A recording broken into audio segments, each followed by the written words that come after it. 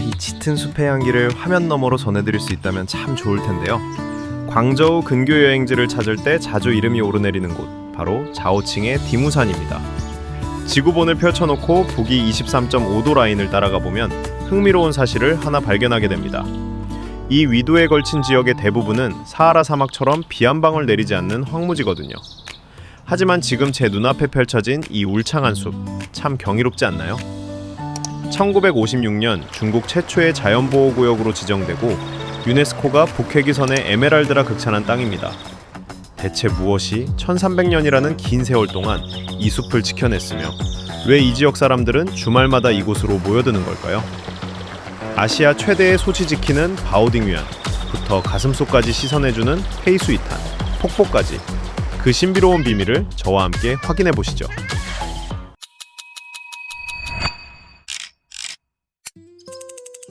등산을 그리 즐기지 않는 저에게는 참 다행스럽게도 이곳에는 바오딩위안까지 한 번에 올라갈 수 있는 셔틀버스가 운행되고 있어요. 산바람이 무척이나 시원하네요. 아마도 빽빽한 원시림의 짙은 녹음 사이를 뚫고 불어오는 바람이라 더욱 상쾌하게 느껴지는 것 같아요. 그렇게 굽이진 산길을 편안하게 오르다 보면 어느새 정상 부근의 종착점에 도착하게 됩니다.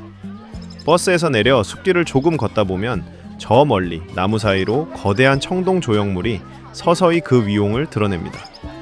카메라 앵글을 최대한 넓게 잡아야 겨우 한 번에 담길 만큼 압도적인 규모의 솥, 바로 아시아 최대 크기를 자랑한다는 주룽바오딩이에요. 가까이 다가가 청동의 표면을 가만히 살펴봅니다. 높이 6.68m, 무게가 무려 16톤에 달하는 이 거대한 금속 덩어리에는 9마리의 용이 뒤엉켜 비상하는 모습이 정교하게 새겨져 있어요. 그런데 기네스북에도 등재된 이 거대한 솥이 왜 접근하기 쉬운 도심 한가운데가 아니라 이 높은 산꼭대기에 자리 잡고 있는 걸까요? 이유는 바로 이 산의 이름 딩우 자체에 있습니다. 고대 전설에 따르면 황제가 이곳 산꼭대기에서 거대한 솥을 만들었다고 해요. 그래서 2000년대에 이 구룡보정을 산꼭대기에 세운 거예요. 예로부터 사람들은 이곳을 단순한 산이 아니라 소지 지키는 신성한 땅으로 여겨왔었기 때문이죠. 주변을 둘러보니 아이의 손을 꼭 잡은 젊은 부부부터 백발의 어르신까지 저마다 손에 붉은색 소원 리본인 홍스다이를 소중히 쥐고 있네요. 사람들은 이 리본을 둥글게 말아쥐고는 저 거대한 솥을 향해 힘껏 포물선을 그리며 던집니다. 허공을 가르는 수많은 붉은 리본들이 파란 하늘, 그리고 짙푸른 숲의 색채와 선명하게 대비되어 무척이나 강렬한 잔상을 남깁니다. 어떤 리본은 솥 안으로 쏙 들어가고 어떤 리본은 아쉽게 청동벽에 맞고 튕겨나오며 둔탁한 금소금을 내기도 하죠. 네, 방금 튕겨나온 저 리본이 바로 제 리본입니다. 내심 기대했는데 참 속상하네요. 그래도 저 거대한 솥을 향해 즐겁게 리본을 던지며 소원을 비는 사람들의 행복한 표정들을 가만히 지켜보고 있으니 저 또한 덩달아 마음이 따뜻해집니다. 저는 이 거대한 산이 1300년이라는 아득한 시간 동안 훼손되지 않고 푸르름을 유지할 수 있었던 첫 번째 이유가 바로 사람들의 마음속 깊이 자리 잡은 이 행운의 상징성과 굳건한 믿음 덕분이 아니었을까 조심스레 짐작해봅니다. 이제 이 숲의 또 다른 숨겨진 풍경을 보러 가볼까요? 숲 한가운데 자리 잡은 맑은 호수 티엔후를 건너기 위해 작은 나룻배에 탔습니다. 시끄러운 모터 소리 대신 찰랑거리는 물소리와 간간히 풍경을 찍는 카메라 셔터 소리만 들리네요. 참 고요합니다. 물을 가만히 내려다보면 마치 맑은 옥을 풀어놓은 것처럼 투명한 에메랄드 빛이에요. 배가 맞은편 선착장에 닿고 무트로 내리자마자 피부에 닿는 공기부터가 확 달라집니다. 울창한 원시림의 입구 후디에구에 들어섰기 때문이죠. 빽빽한 고목들 나뭇가지 사이로 쨍한 햇살이 비치는 모습이 정말 신비롭습니다. 계곡 입구 근처에는 후디에 위안이라는 별도의 구역이 있는데요. 나비들을 보호하고 키우는 온실 같은 곳이에요. 보통 4월에서 10월 사이 피크 시즌에는 화려한 나비들이 춤추듯 날아다닌다고 하는데 제가 온 3월 초는 아직 조금 일러서인지 나비가 아주 많지는 않네요. 그래도 한여름 절정기가 되면 푸른빛을 띠는 큰 나비부터 은빛으로 반짝이는 작은 나비들까지 무려 100여 종, 수만 마리의 나비들이 이곳을 가득 채운다고 합니다. 원래 나비가 환경 변화에 엄청 예민하잖아요. 공기가 조금만 탁해지거나 건조해져도 금방 사라지는 연약한 생물이거든요. 하지만 고개를 돌려 숲 안쪽을 보면 크고 작은 폭포들이 계속해서 물을 쏟아내며 숲 전체를 촉촉하게 유지해주고 있어요. 오랜 세월 동안 사람들이 나무를 베지 않고 숲을 그대로 둔 덕분에 이 연약한 생태계가 온전히 보존될 수 있었던 거죠. 참 다행이라는 생각이 듭니다. 유네스코가 왜 전 세계 북해기선 지역 중에서 오직 이곳을 북해기선의 에메랄드라고 불렀는지 알 것 같아요. 지금은 비록 나비가 아주 많지 않아도 제 주변을 맴도는 나비들만 봐도 충분히 고개가 끄덕여집니다. 그럼 도대체 옛사람들은 어떻게 이 넓은 숲을 그 오랜 시간 동안 훼손되지 않게 지켜낼 수 있었을까요?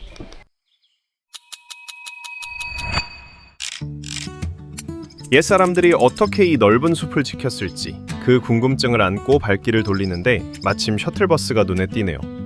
다음 목적지인 칭윈스까지 한 번에 가는 버스입니다. 이번에도 등산을 안 해도 되니 정말 다행이에요. 그렇게 가벼운 마음으로 버스에 탔는데 와, 기사님 운전이 아찔하네요. 하마터면 의자에서 미끄러질 뻔했습니다. 산속에서 공짜 놀이기구를 탄 기분이 들더라고요. 조금 놀란 가슴을 쓸어내리며 버스에서 내렸는데 사찰 입구에 들어서자마자 은은한 향냄새가 바람을 타고 불어와 마음을 진정시켜주네요. 짙게 피어오르는 단향 냄새입니다. 이 차분한 향기가 숲의 나무 냄새랑 묘하게 섞이면서 공기 자체가 훨씬 맑아지는 느낌이에요. 이곳이 바로 영남 지역 4대 사찰 중 하나로 꼽히는 천년고찰 치민스입니다. 절 안쪽으로 천천히 걸어가 보니 건물 곳곳에 묻어나는 세월의 흔적들이 참 인상적이에요. 예전에는 아주 화려했을 처마의 단청도 지금은 오랜 시간이 지나 빛이 많이 바랬는데요. 오히려 그 자연스럽게 낡은 모습이 더 매력적으로 다가옵니다. 대웅전 앞마당은 기도를 올리러 온 현지인들로 꽤 북적이고 있어요. 두 손을 모으고 조용히 눈을 감은 채 간절하게 합장하는 사람들. 그 위로 향 연기가 끊임없이 피어오릅니다.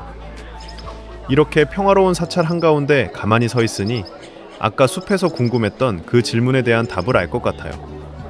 불교에서는 원래 자연을 함부로 훼손하지 않고 곁에서 함께 지내는 동반자로 생각하잖아요.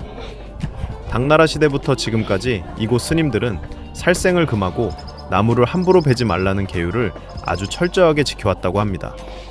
산 전체를 종교적인 성지로 여기고 숲을 보호한 거죠. 옛날 주변 마을 사람들이 겨울에 땔감을 구하려 산에 올라올 때도 이 사찰이 숲을 지켜주는 아주 든든한 방패 역할을 했다고 해요. 우리나라의 오래된 사찰들을 떠올려 보면 이해하기 쉬우실 거예요. 험한 산속 바위나 나무를 해치지 않고 대자연과 하나로 어우러져 있는 그 익숙한 풍경. 그 모습이 지금 이곳과 정말 많이 닮아 있습니다. 사찰 안에는 서태후가 직접 내렸다는 현판도 있고 천명의 숙녀가 먹을 밥을 지었다는 거대한 소친 천인정 같은 귀한 문화재들도 많은데요. 어쩌면 이 절이 우리에게 남겨준 진짜 위대한 유산은 저 법당 담장 너머로 끝없이 펼쳐져 있는 푸른 원시림 그 자체가 아닐까 싶습니다. 자, 이제 가장 시원하고 역동적인 곳으로 또 가볼까요?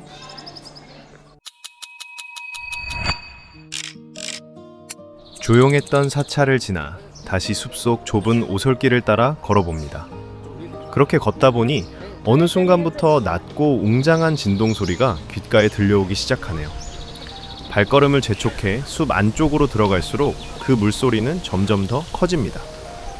아직 눈앞에 폭포가 보이지도 않는데 벌써부터 공기 중에 떠다니는 아주 작은 물방울들이 뺨과 팔에 시원하게 닿는 게 느껴져요.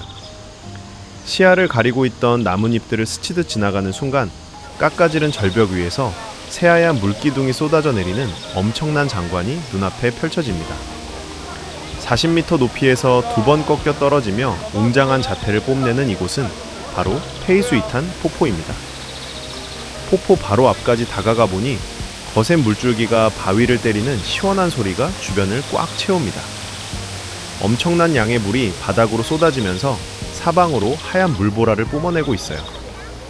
얼굴에 직접 닿는 차가운 물보라가 산길을 걸으며 쌓였던 더위를 단번에 식혀주네요.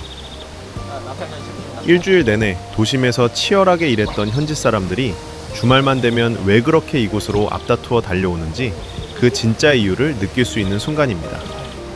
이 거대한 물줄기가 부서지면서 눈에 보이지 않는 아주 특별한 기운을 만들어내는데요. 바로 1세제곱센티미터당 무려 12만 5천 개나 뿜어져 나온다는 엄청난 양의 음이온입니다. 말 그대로 숲속에 마련된 거대한 천연 산소방인 셈이죠. 중국에서 아주 유명한 싼종산 선생도 예전에 이곳의 맑은 기운을 참 좋아해서 직접 수영까지 즐겼을 정도라고 합니다. 가만히 눈을 감고 시원한 폭포 소리를 들으며 숲과 폭포가 함께 만들어낸 최상급 공기를 가슴 깊숙이 들이마셔 봅니다. 대자연이 주는 맑고 온전한 휴식을 충분히 맛봤으니 이제 산을 내려가 천년의 역사가 켜켜이 쌓여 있는 또 다른 장소로 한번 이동해 보겠습니다. 숲속의 맑은 기운을 뒤로하고 어느새 산을 내려와 시끌벅적한 자오칭 도심 한가운데로 들어왔습니다. 바쁘게 오가는 자동차들 사이로 아주 길게 이어지는 회색빛 성벽이 단번에 눈길을 사로잡는데요. 바로 송나라 때 처음 지어져서 현재 광둥성 전체에서 유일하게 온전한 모습으로 남아있다는 자오칭 구청치앙입니다. 성벽 가까이로 다가가서 빛바랜 벽돌들을 천천히 살펴봅니다. 차가운 벽돌의 촉감, 그리고 틈새의 마른 이끼에서 풍기는 은은한 흙냄새가 이곳의 오랜 세월을 느끼게 해주네요. 그런데 벽돌들을 가만히 들여다보면 참 재미있는 점을 하나 발견하게 됩니다. 벽돌의 크기나 색깔, 심지어 겉면의 거친 정도까지 똑같은 게 거의 없거든요. 어떤 벽돌은 기계로 깎은 것처럼 아주 매끄럽고 정교한데 바로 그 옆에 있는 벽돌은 흙을 대충 뭉쳐서 구운 것처럼 무척 투박합니다. 마치 여러 가지 천을 이어붙인 조각보처럼 제각각의 모습으로 얽혀있죠. 왜 하나의 성벽인데 이렇게 다르게 생겼을까요? 전문가들이 이곳을 살아있는 벽돌 박물관이라고 부르는 이유가 바로 이 불규칙한 모습에 숨어 있습니다. 1053년에 흙을 다져서 처음 성을 쌓은 이후로 원나라, 명나라, 청나라를 거쳐 지금까지 무려 1000년 동안 20번도 넘게 보수공사를 했기 때문이에요. 전쟁으로 성벽이 무너지거나 큰 홍수에 흙이 쓸려갈 때마다 그 시대를 살던 사람들이 자기들만의 기술과 흙으로 새로운 벽돌을 구워서 무너진 빈자리를 계속 메워나간 흔적인 겁니다. 해가 서서히 지면서 성벽 위로 붉은 노을이 길게 드리울 때쯤 걷다 보니 벽돌 하나하나에 담긴 천년의 시간이 전해져서 잔잔한 감동이 밀려오네요. 어느덧 하늘이 많이 어두워졌습니다.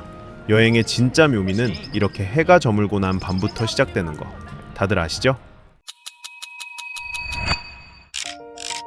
어느덧 밤이 깊어지면서 자오칭 도심에도 짙은 어둠이 내려앉았네요. 자연스럽게 발길이 닿은 곳은 잔잔한 호수 위로 화려한 불빛이 비치는 치싱이엔 호숫가의 작은 마을입니다. 지난번 칠상암 영상을 보신 분들은 아마 눈치채셨을 텐데요. 낮의 평화로운 풍경으로 잠시 보여드렸던 바로 그 옌치엔춘에 다시 왔습니다. 낮에는 따사로운 햇살 아래 참 조용하고 구주넉한 어촌 마을이었는데 밤이 되니 완전히 다른 낭만적인 분위기로 변해버렸네요. 골목마다 자리 잡은 분위기 좋은 라이브 바에서는 부드러운 음악과 사람들의 기분 좋은 웃음소리가 흘러나오고요. 코끝을 자극하는 맛있는 음식 냄새가 저절로 발길을 멈추게 합니다. 마음에 드는 식당에 자리를 잡고 호수 쪽으로 고개를 돌려봅니다. 거울처럼 잔잔한 수면 위로 기암괴석의 묵직한 그림자가 비치면서 정말 한 폭의 그림 같은 멋진 풍경을 만들어내고 있어요. 낮에는 디무산의 거대한 원시림 속에서 맑은 공기를 마음껏 들이마시고 늦은 오후엔 천년된 고성벽을 걸으며 세월의 흔적을 느꼈다면 오늘 하루의 완벽한 마무리는 역시 이 아름다운 호수 야경을 바라보며 맛있는 현지 음식과 시원한 맥주 한 잔을 즐기는 거겠죠? 하루 종일 부지런히 걷느라 뻐근해진 다리와 여행의 피로가 스르르 녹아내리는 기분입니다. 오늘 저와 함께 걸어본 자오칭에서의 하루 어떠셨나요? 바쁜 일상 속에서 화면 너머로 남아 작은 여유와 위로를 느끼셨기를 바랍니다.